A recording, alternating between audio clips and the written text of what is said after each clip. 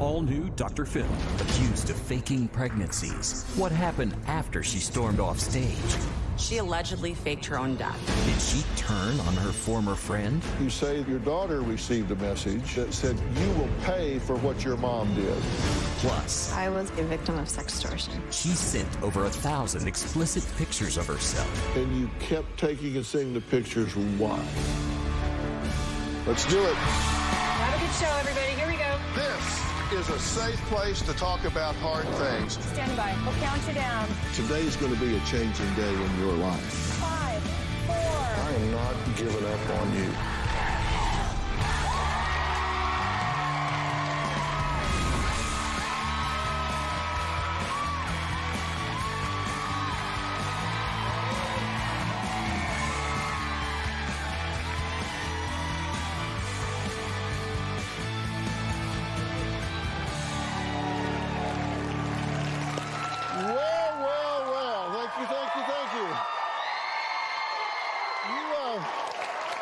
You guys may remember this classic show moment when our guest, Amy, stormed off the stage, tossed her shoes down the hall, and berated my producer backstage.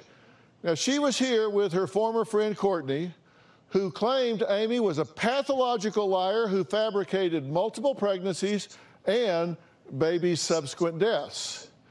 Now, Courtney claims Amy even went as far as sending photos of stillborn twins to one of the supposed fathers-to-be. Amy is a serial con artist. Amy's first pregnancy came after having just one date with her boyfriend. I saw many ultrasounds that Amy had sent me, but there was never any personal information to indicate that they were Amy's. 19 weeks into her pregnancy, she claimed to have had a miscarriage. Everyone was devastated. Amy's boyfriend and I never saw a single shred of physical evidence that the baby did pass away. Nothing registered with you in the beginning. No, everything seemed pretty normal. So you were in the business Yes. of ultrasounds, right? Yes. Did you offer to do this with her? Many times. And then a few days later, she would send me a picture of an ultrasound she had at the hospital where she was going. They were always edited, Yes. and she would write on them, but never any identifying information on them. No. Shortly after Amy's miscarriage with Ava, she miraculously became pregnant again. Everyone was shocked. Over the process of her pregnancy, she showed us multiple ultrasounds, and once again, there was never any personal information to indicate that they were Amy's. I really became suspicious of Amy when she wasn't getting any bigger. It was absolutely crazy. She says she got pregnant just 4 weeks after a miscarriage. Yes. Amy told me that she went to the hospital because of labor pains. She was suffering a placental abruption. One of the children died instantly, and the other one only lived for 20 to 30 minutes. No one ever saw the bodies. With all the inconsistencies in her story, the family decided to confront her. A few days later, Amy packed her stuff and completely disappeared. Any baby that is lost after 20 weeks has to be reported. Yes. There was conversation with the coroner. There were no fetal deaths matching 33 weeks of gestation in 2016. He goes on to say there were no twins over 20 weeks, period. Then we take photos of the twins Amy sent to her ex-boyfriend's family. Notice the different bedding. The hospital statement regarding the bedding is we use one standard set of bedding. These two babies are not in the same hospital. No. It just doesn't make sense. No. Even after Amy was caught in all of her lies with her fake pregnancy here, she turned right back around and did the same thing in Florida. A bunch of mothers from a support group contacted me, and we all decided to create the No Friend of Mine scam page. This past spring, one member of our scam group found pictures of Amy on social media with a pregnancy announcement. Of course, with multiples, with a new man. Me and the members of the group immediately took action to find members of his family to warn them. Apparently at a gender reveal party, he confronts her and says, hey, are you really pregnant? She could have easily gotten a pregnancy test, but did not. Amy, please come out and join us. What is your theory about why she is focused on you? I think Courtney still has a lot of issues in her own life that she hasn't resolved, that she needs to self-work on. I mean, it's been almost 2 years now. That's why I'm here today to ask what the hell the problem is. Because I'm so pissed. I'm only came here to tell you, you haven't broke me. You can keep pushing all your little buttons, Courtney, and doing what you want. So I'm going to tell you now, keep it up, and it's all going to come back to bite you in the ass. Well, understand, Amy never confessed to any of this and still denies it. She maintains that she was telling the truth. Now, it took 2 days to sort through Courtney and Amy's accusations, and it culminated with Amy storming off and refusing to answer my questions. So take a look at part 2 of this. Have you said you were pregnant when you weren't? No. So when you were having that memorial service and releasing those balloons, that was legitimate? Correct. There's no record with the coroner of any twin deaths beyond 20 weeks. Why not? There's obviously not a report. Out of everybody in the state of Illinois, don't have to disclose. No, I'm not saying I don't have to disclose the fact of dead babies. I mean, I could sit on your stage and I may look like a total ass to you, and that's fine, but I'm going to be honest, I can't stand Courtney. So I don't feel like I owe Courtney an explanation. I don't feel like I owe the family an explanation, because if I did have to provide an explanation, I still want it. That's 2 years ago. People need to grow up and move the heck on. Did you send pictures of the children after they were deceased? Nope, because I don't have pictures of the deceased. Did you have the babies cremated? I'm not going to answer that. I didn't come on the show to talk about the baby. I didn't come on the show to talk about it. Listen, I'm trying to clear your name so you don't have to put up with this. But the thing is, I realized going through therapy, I don't need to clear my name. My name's fine with me. I know what's right when I go to sleep at night. I don't owe Courtney an explanation. You have a foundation? You're raising money? Recently, I found out that she is starting a non-for-profit organization. I'm currently part of an organization. I'm working with David, and he's a veteran. I connected with him on Instagram, and we had a long phone conversation about how we were both into helping veterans and helping others with mental health issues. We've been blessed with raising $3,000. Amy is illegally taking donations. In order to have a non-for-profit group, you have to pass background checks. And Amy's not going to pass a background check.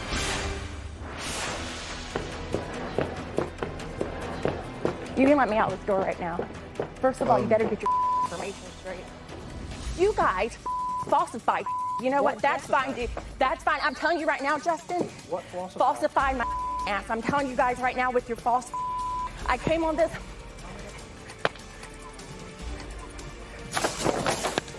Do you think for 1 minute you guys are joke?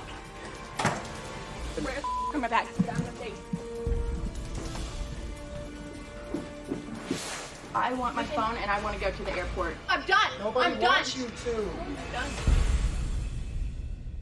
So, what has happened after Amy's backstage meltdown? Well, a whole lot, including to my staff, because they say they received a text saying Amy was deceased. Now, Courtney claims the drama has not stopped, and she and her teen daughter have now become victims themselves. Take a look. You want an honest opinion? I can't stand Courtney. Since Amy and I were with Dr. Phil, I believe that she has been cyberbullying me. In post, I've been accused of making money out of speaking against Amy, been called a horrendous mother, a liar, and a scam artist. There have been several social media accounts that were set up made to look like they were me. LMAO, anyone who can't carry a baby full term is worthless. And on those fake accounts, there were messages sent and posts being made to make it seem as though I was cyberbullying Amy. If you bury a baby, then obviously she is garbage. These are definitely not my words. I would never say anything so horrible to another human being. At the same time I was being attacked, my 15-year-old daughter was also being attacked on social media. The things that were posted were horrific, disgusting, sexually explicit, calling her promiscuous, which were all lies. My daughter was horrified. There was even a message sent directly to my daughter that said, "This is what your mom gets when she lies. I know you're a slut. You seem to contact everybody. Your daughter will pay." After receiving those messages, I was scared for my daughter. I contacted authorities and filed police reports in order to protect her. Because the post was made towards a minor, this was considered cyberbullying. The sheriff's department did their best to try to get the post taken down, but were unsuccessful. It devastated my daughter. She had a very hard time dealing with the fact that that post still remained up for people to see. My daughter was completely victimized by all of this, and she did not deserve a bit of it. Well, Courtney, it's good to see you again. You too. You say since the show, since she was here, that she has been cyberbullying you and your daughter, correct? Absolutely. And you understand she denies that. Of course she tells us that's not true, that's not her, she's not doing that. She allegedly posted that you were paid to come on here and it was in your name. Yes, it was It says, I'm Courtney, I lie. I got paid to be on the Dr. Phil show, and I let my daughter, I won't repeat this vulgar comment, just to make the record clear, you didn't get paid to come on this show. No, I did not You came get here paid. on your own free will to Yes. talk about something of public concern. Absolutely. I came here to let the public know of what she is and to warn people about what she's doing to others. You say that your daughter received a message Yes. that said, quote, you will pay for what your mom did. Yes. And this was very personal information that only Amy knew about your 15-year-old daughter. Yes. Okay, well, next, how a vindictive prank put my staff in the middle of her drama. That's after the break.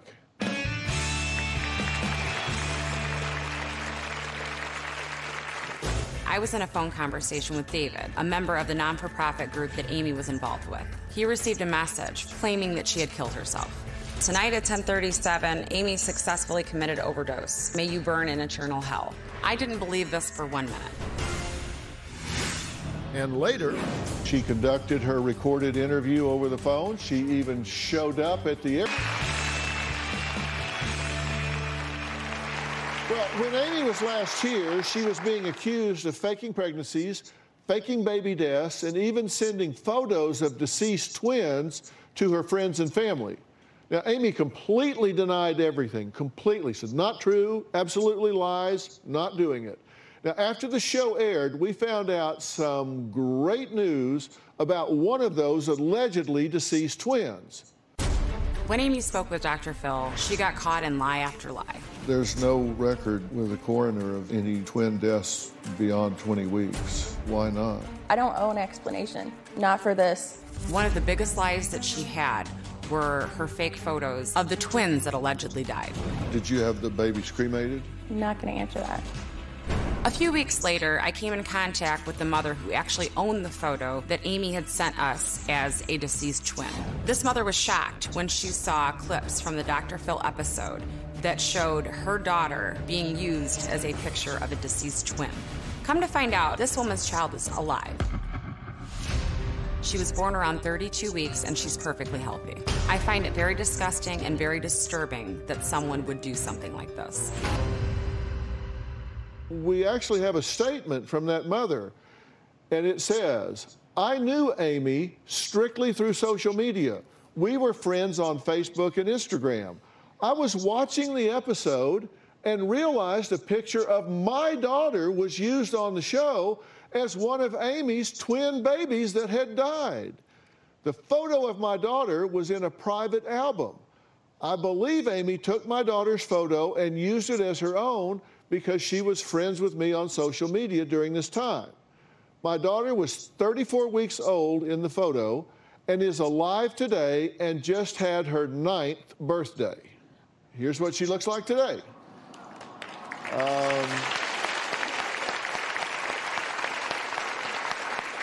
Courtney claims that just weeks after Amy denied all accusations and stormed off this stage, she got news that Amy had tragically taken her own life.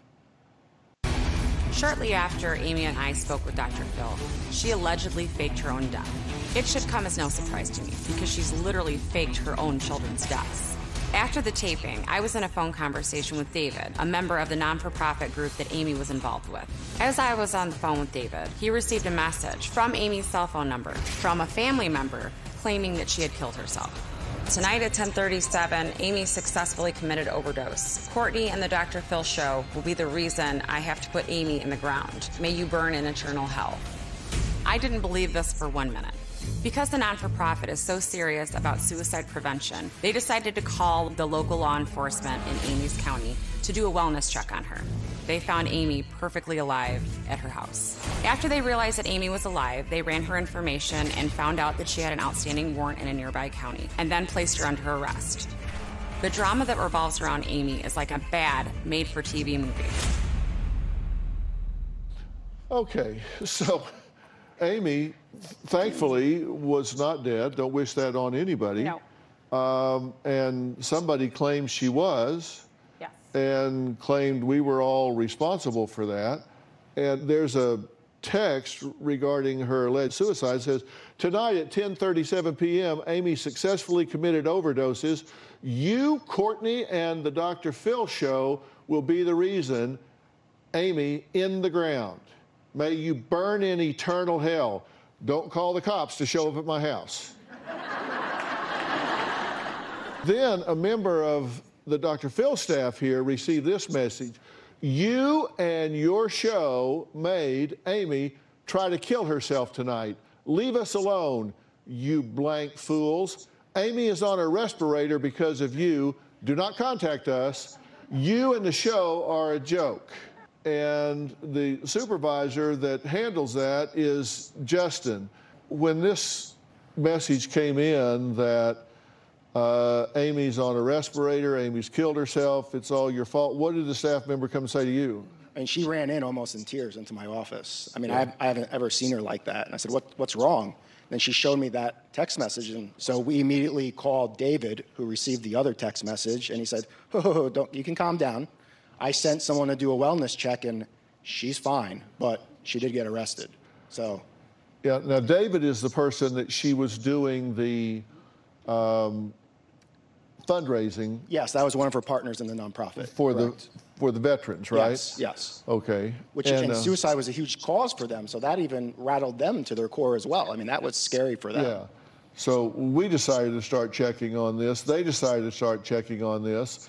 And, oh, by the way, at the same time, Amy's Instagram profile changed to RIP. Hate helps suicide. And Amy was arrested on a warrant for theft when the wellness check took place, correct? Yes, she was. Well, here's the police report. Upon placing Amy into my back seat, she became violent and kicking the partition. A hobble restraint was placed around her ankles. Amy then removed the hobble restraint but remained calm. Rescue 46 arrived. Amy began shouting profanities at them, denying medical services. Next, Amy made the local news after yet another allegation against her was made public. Find out what she said to reporters after the break.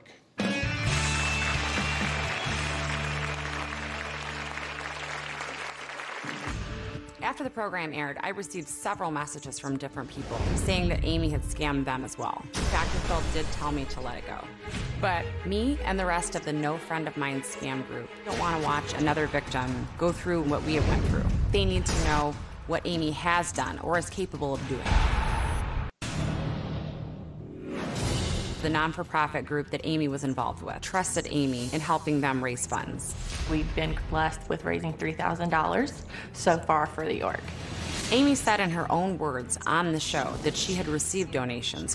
A local woman accused of faking pregnancies and keeping money intended for veterans is telling her story. After the program aired, Amy set up an interview with a local news channel. I asked Amy about the money. Did you collect money before it was approved? No. They'd asked her point blank, and she stated no, which was a complete contradiction of what she had said in front of Dr. Phil. I also spoke with David Smith, the president of the organization. He says he never saw any of the money. We believed in her and believed everything she told us, and it all turned out to be a lie.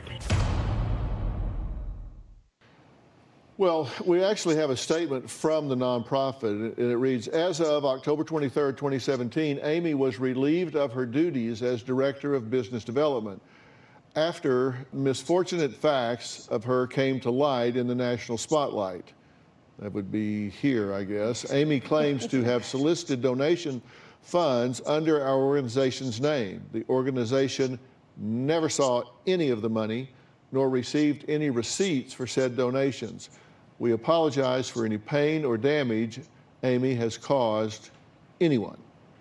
Again, she denies all of this. Now, so where is Amy? Well, when we decided to do this follow-up, she said, yes, I'm going to come. We invited her to come to the show again, and she agreed. She conducted her recorded interview over the phone. She even showed up at the airport and texted my staff she was boarding her airplane.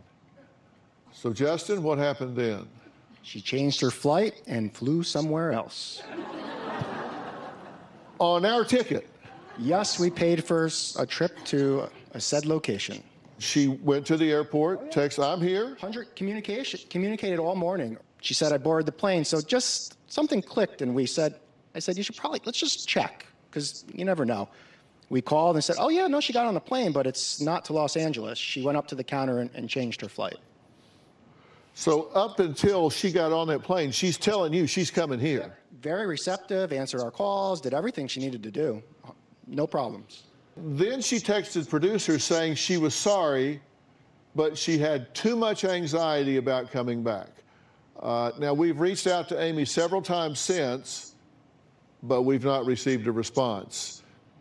That ever happened to you before? Not in 16 years.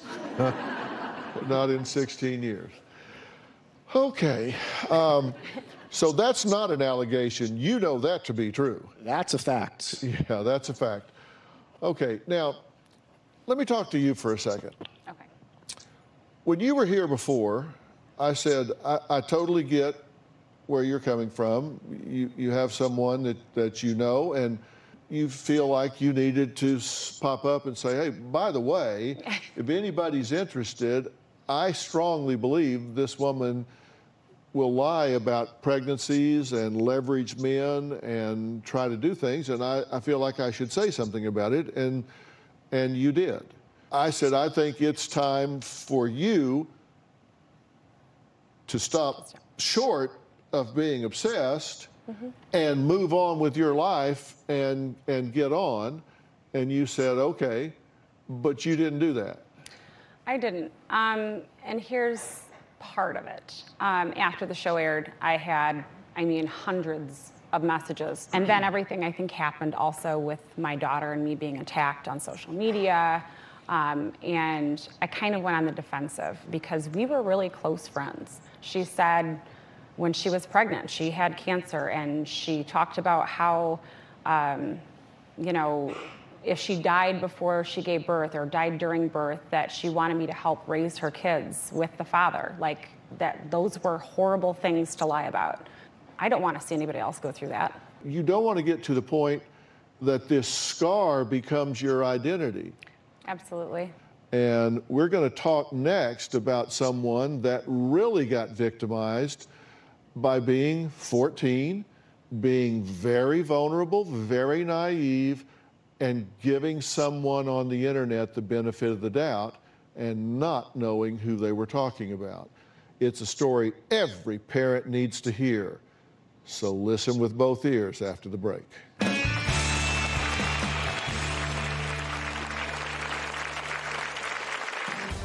At first, started off with pictures of me in my underwear, and then it...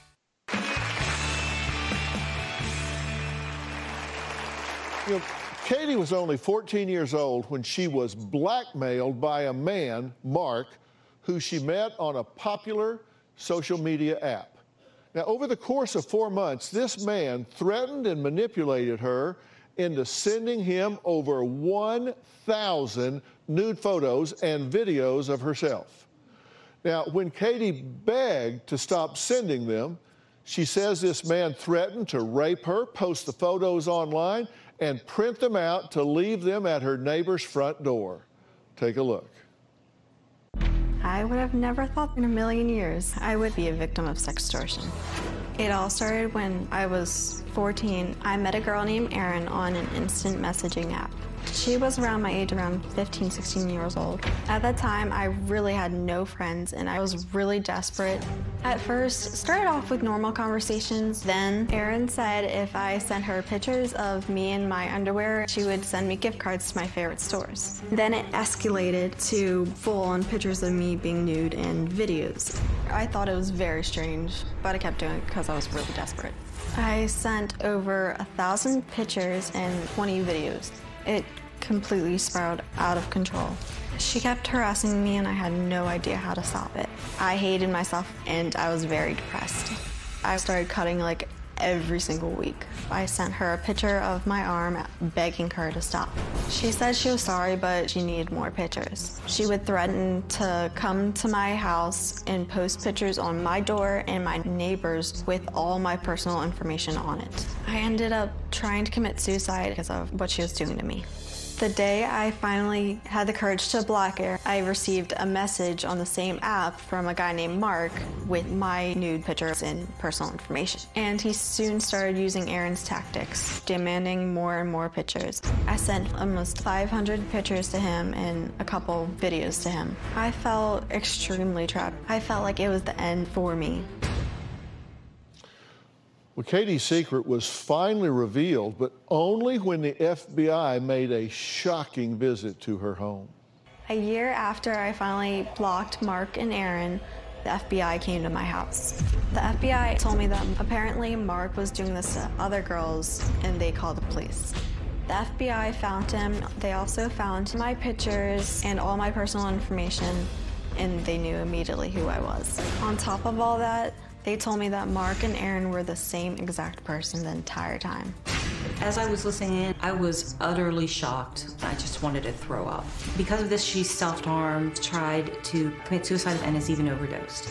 I feel like I can't do anything right. I will never fully get over what happened to me. Words are very powerful. And the last thing you said on that tape is, I will never get over this. Yeah. And you're exactly right as long as you keep telling yourself that. So we're going to talk about that as we go along. I just couldn't let that slide before we get along. Okay. Okay. Now, good to meet you guys. You too. Right, back to that. Did you have any clue at the time? Absolutely none. None? None. This was like just off the radar. 1,000 pictures, 20 videos. Where did you think she was? What did you think she was doing? Well, it should be, most of this happened in her, in her bedroom. It should, when he would call or text her, I'll give you 10 minutes, you gotta send me 25 pictures with a big smile on your face. She would be, go up to her room, go into the bathroom. And so, I mean, yeah. And you never looked at her phone, and you never conceived that she would do something like this because it wasn't part of her character otherwise. Oh, no. This person that you were sending the photos to, we now know this was a man. At the time, you thought it was a girl about your age. Yeah, sadly. Okay, and you said she, Erin, would flip out if you sent photos in the same pose, right? Yes. What did you think when you heard that? I thought she was crazy. And you kept taking and seeing the pictures, why? Because then I felt trapped, and I didn't really know what to do. What made you send the first picture? I really wanted to have a friend, a female friend that I could really trust. And I thought I could trust her, even though I never met her. We're going to take a break. Is there something in particular that made Katie vulnerable to a dangerous online predator? We'll be right back.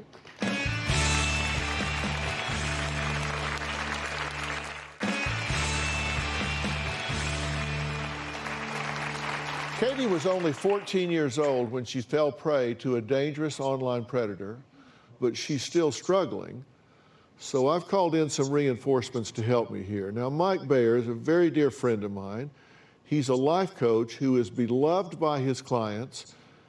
Coach Mike focuses on helping his clients break free of their destructive patterns. Now, I asked Coach Mike to sit down with Katie yesterday to learn what may have led Katie to being in this situation and made her so vulnerable to this online predator. Let's take a look at the conversation they had.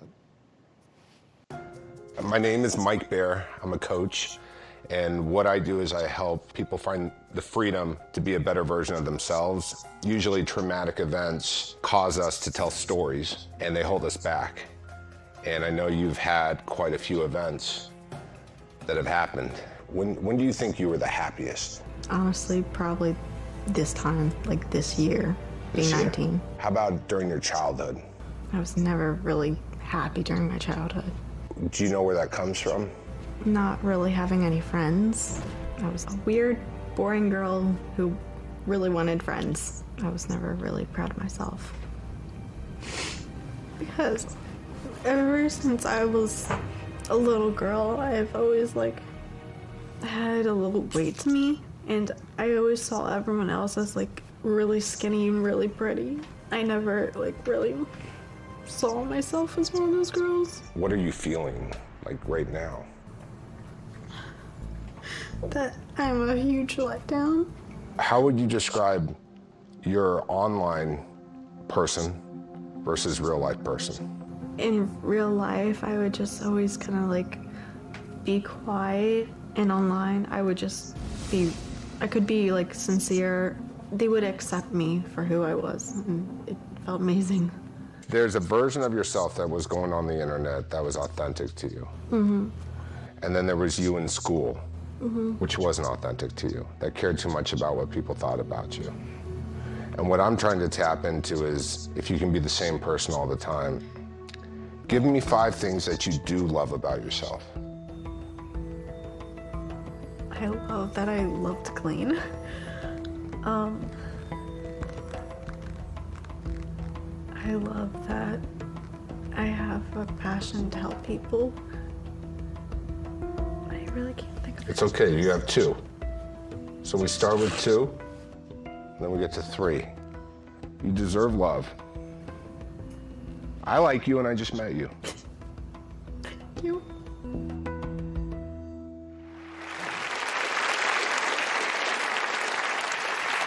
In looking back, if you were talking to a 14-year-old girl that was on the internet right now, and somebody on the other end was saying, hey, send me some nude photos, what would you say to her? Do not do that. Why? Because you don't know what they can do with it. You don't know how far it can go. What did you come away thinking after you talked to her? I felt like she had secrets, and I felt like those secrets are what's driving a lot of her pain. It's very true. Well, I have some questions for Katie, right along the lines of what Mike is talking about. Tell you what we think after the break.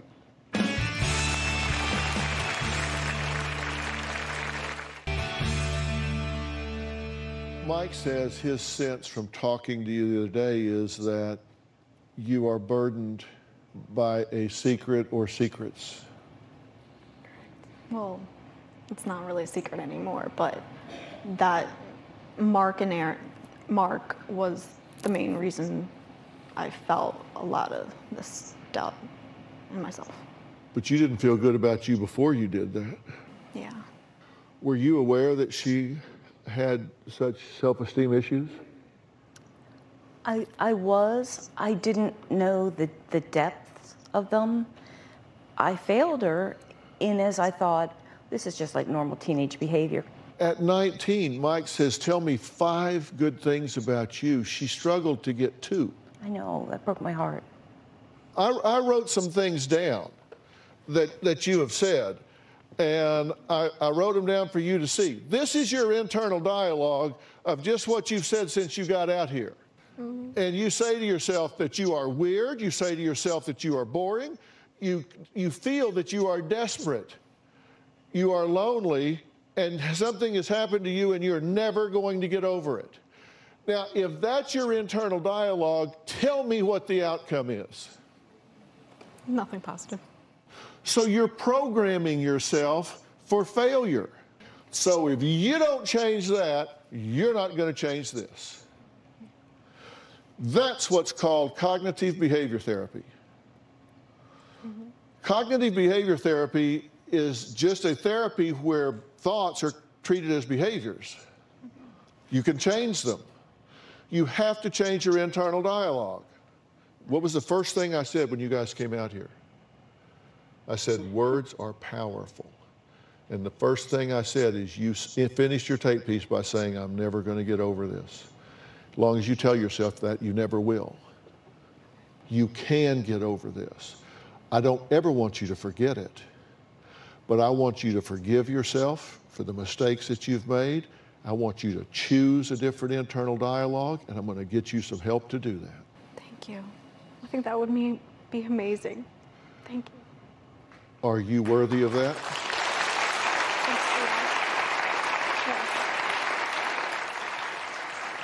Are you worthy of the time and attention you're getting right now? Yes. Because there could be 10,000 other people sitting in this chair right now. Yeah. Are you worthy of being here? Yes. Are you worthy of the help that I'm offering you? Yes. Are you worthy of the attention you got from him? Yes. You've got to name it to claim it. If you name it, then you can claim your right to have this help, your right to change your life. Okay? Okay. Next, a member of our studio audience has a question so important that the answer may change his life forever. That's after the break. I'm told my biggest fan is here today from Phoenix somewhere. Do I have a big fan here from Phoenix? Oh, is it you? Your friend told me, you're not my biggest fan? Do you watch the show? Every day. Yeah? Well, come up here and I'll take a picture with you since you're not home. Yeah, you can step up here. So, all right, did you come by yourself? No, it's my boyfriend, my best friend, and her husband. Okay, well, boyfriend, you can come. I'm not going to bring the whole crowd. But, all right, you can come. What's your name? Matt. Matt, how are you? What's your name? Jenny. Jenny, good to meet you. You too. All right, let's take a picture here. Turn around. All right, we got a picture. So do you watch too? I've never watched in my life until...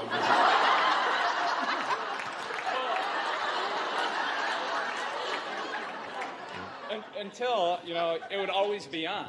And then every once in a while I'd be like, this guy actually knows what he's talking about. Yeah. I converted. So you have a question for me? Actually, I did. I knew she'd be too chicken to ask you a question. All right.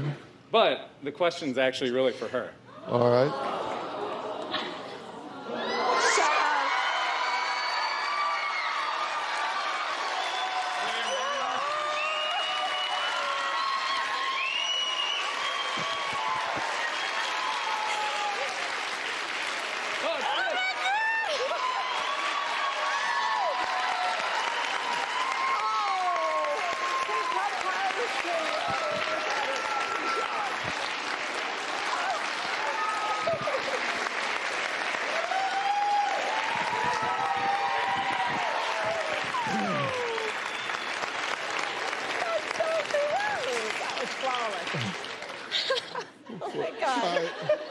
I assume the answer was yes? Yes. Okay, we need to get a close-up on this. Wow, now you did good, Matt. Well, I confess Matt asked me to do this, so we've been in on this the whole time, okay? Oh, all right, we did good, didn't we? Yeah, we did. Thank you. All right. Thank you. I appreciate it. All right, congratulations to both of you. Thank you. All right, thanks so much.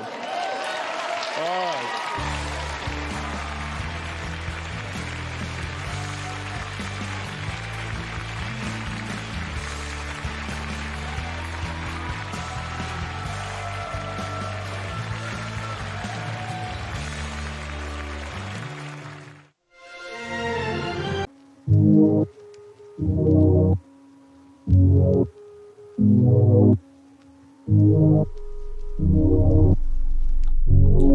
You're giving me deadlines that I will not hold. You're pointing at headlines that are way too old. Times have changed and so have I. I'm not living to survive. Don't fit in the box that you're putting me in. Won't sit through your talks that are making no sense. So you ain't gon' pave my way. Rather have it my own way. Swallow way too many pills, searching for some kind of thrill. You're just trying to cut me off. You take my pace every time I wanna run away. Let me be a move along. Swallow way too many pills, searching for some kind of thrill. You're just trying to cut me off. You take my pace every time I wanna run away. Let me be a move along. You can't take back the words that you said, that I'm not enough for you.